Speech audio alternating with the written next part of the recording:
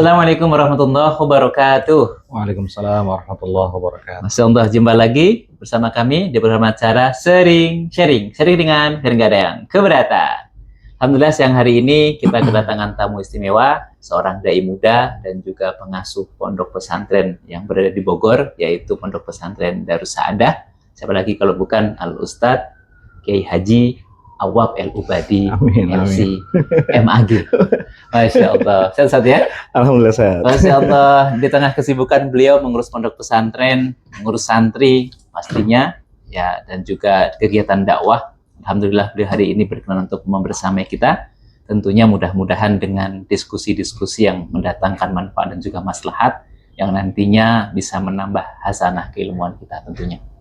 Adapun tema diskusi kita hari ini, Ustaz, mungkin makna ikhlas saja. Ya, ikhlas ini kan berat. Sangat sebenarnya bahasan yang sangat amat berat ini. Kita ini menjalankan ibadah, ya, termasuk ibadah puasa, ini kan juga harus punya landasan keimanan dan juga keikhlasan.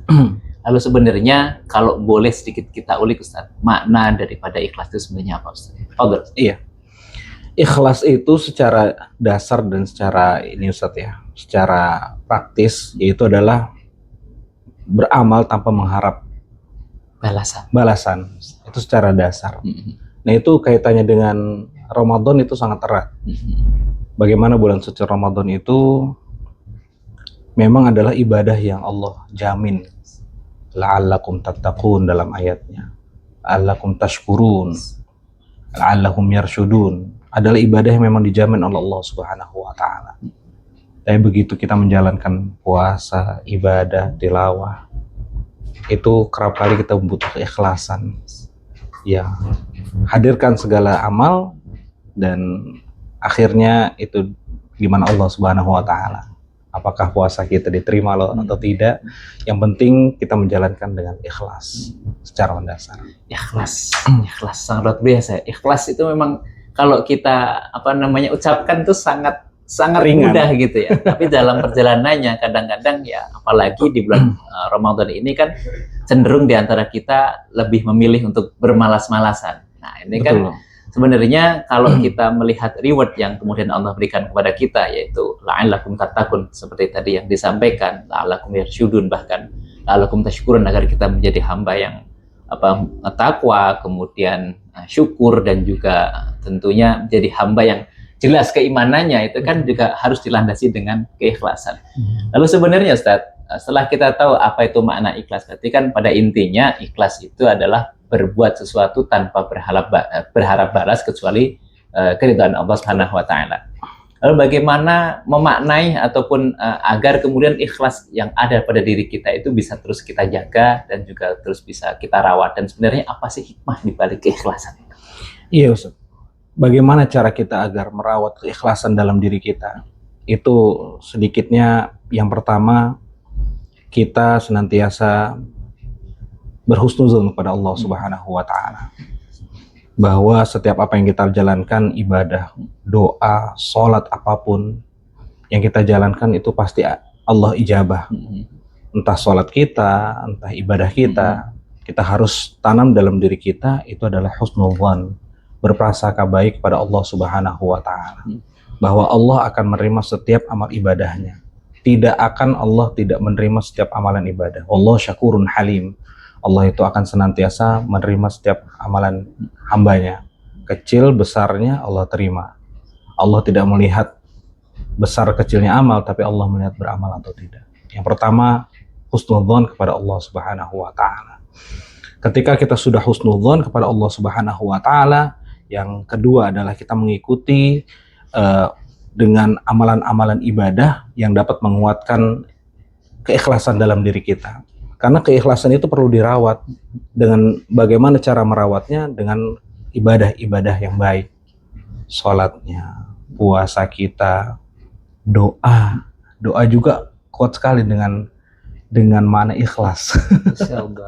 Karena memang banyak dari teman-teman kita, bahwa kami sendiri berdoa kadang masih menanam, kapan Allah ijabah, kapan Allah kabulkan. Padahal Allah Subhanahu wa taala itu tidaklah meninggalkan setiap daripada doa hambanya. Bahkan Allah Maha malu kalau ternyata ibadah hambanya mengangkat doa, mengangkat tangannya berdoa seraya tidak diijabah oleh Allah kecuali ketika dia turunkan tangan Allah ijabah pasti. Itu dahsyat. Kaitannya adalah bagaimana merawat keikhlasan. Yang kedua itu dengan mengikuti dengan kebaikan-kebaikan. Karena Ustadz, ketika tidak diikuti dengan kebaikan atau ibadah lainnya, maka akan terguncang keikhlasan kita. Karena tidak ada pakemnya, gitu. Tidak ada remnya, tidak ada patokannya. Sehingga dengan amal ibadah, kebaikan-kebaikan yang seraya kita jalankan, itu akan merawat diri kita dengan keikhlasan. Dan yang terakhir, kadang ikhlas dikaitkan dengan sabar. Kayaknya ikhlas, sabar, syukur itu tiga judul yang nggak bisa dilepas. Yes. Ya ikhlas, ya sabar, ya syukur. Dan tiga ini adalah salah satu sifat yang sangat agung di sisi Allah Subhanahu wa taala, walaupun berat. Gitu. Karena ala sil'atullahi al-ghaliyah, ala sil'atullahi al-jannah. Dagangan Allah itu memang mahal. Dan dagangan yang mahal itu adalah surga. Berat memang. Bukan sepeda ya. Bukan sepeda. Hadiahnya surga, bukan sepeda. Iya, bukan sepeda. Masyaallah. Lalu hikmah daripada ikhlas itu sendiri seperti apa, Ustaz? Ketika ikhlas itu ada dalam diri kita, yang pertama itu adalah kita lebih beriman kepada Allah Subhanahu wa taala. Ketika kita mendapatkan dan merawat keikhlasan, itu kita percaya apapun yang Allah berikan itu adalah sunnatullah yang Allah sudah berikan. Ujiankah, nikmatkah?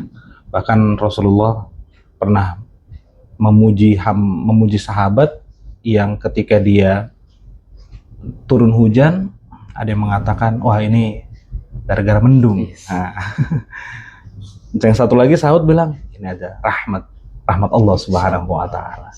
Ketika hadir keikhlasan, keimanan kita semakin kuat kepada Allah Subhanahu wa taala. Itu yang pertama. Yang kedua, ketika keikhlasan itu kita rawat dalam diri kita, ketika itu kita lebih menerima apa yang Allah beri.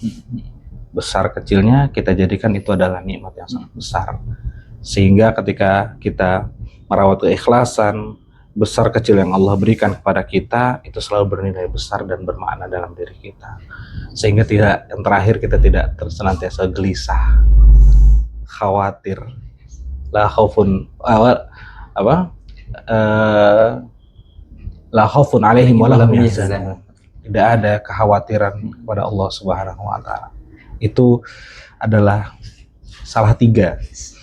Insyaallah.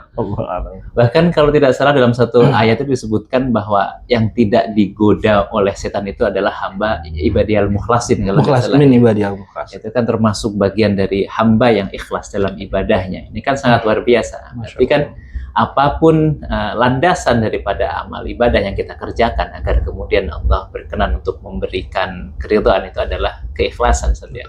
Dan itu dengan keikhlasan pula lah kemudian menjadikan kita ringan dan mudah untuk mengerjakan apa-apa yang karena nggak ada yang kita harapkan. Betul. Selain ridho Allah Subhanahu. Ridho Allah bentuknya banyak. Kita masih bisa menjalankan itu ridho Allah. Kita masih bisa pulang dengan keluarga, buka bersama. Itu adalah hal-hal yang termasuk ridho Allah Subhanahu wa taala. Masya Allah. Lalu dengan circle, Ustaz, apakah ada kaitannya kemudian circle-circle yang kemudian bisa kita masukin untuk kemudian bisa menguatkan keikhlasan kita? Kan salah satu obat hati itu diantaranya adalah berkumpul dengan orang soleh. Apakah kemudian berkumpul dengan orang soleh ini menjadi bagian dari cara kita untuk merawat keikhlasan kita? Betul Ustaz. Lingkungan itu salah satu dalam hadis Rasulullah SAW. Ketika kita melihat standar keimanan orang, kita lihat lingkungannya. Ketika lingkungan itu memang buruk, ya jangan salahkan orang menilai buruk. Tapi kalau lingkungan itu baik, walaupun kita buruk, maka kita bisa terlihat baik. Ini salah satu hal yang saya syukuri di Darus Sa'adah, Ustaz. Yaitu adalah banyak orang yang menuakan saya, itu bukan karena saya, tapi karena lingkungan. Dalam kitab Tibyan fi Adabi Hamalatil Quran, ketika ada satu lingkungan yang dibacakan Al-Quran, maka siapapun yang di dalam dimuliakan Allah Subhanahu wa taala.